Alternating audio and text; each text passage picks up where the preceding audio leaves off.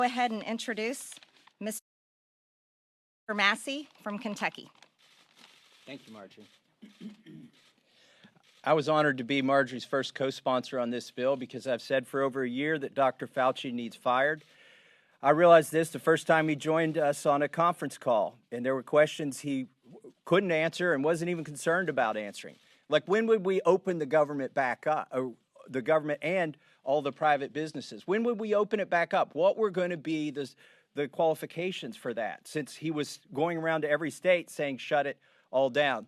The other question he never answered, still hasn't answered, is what are the bad health effects from the shutdowns? You need to take a whole of health approach to the response to this virus, and he never did that.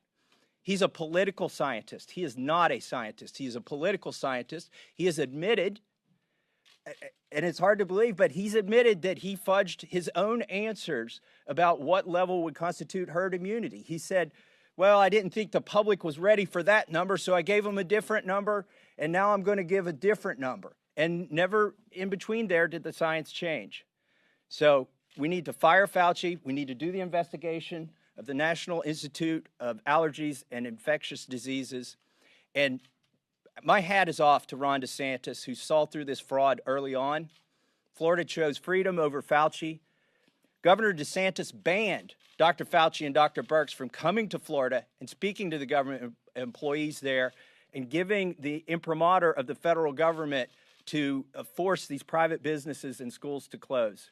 So with that, I will turn it over to Mary Miller. Sorry, Mary.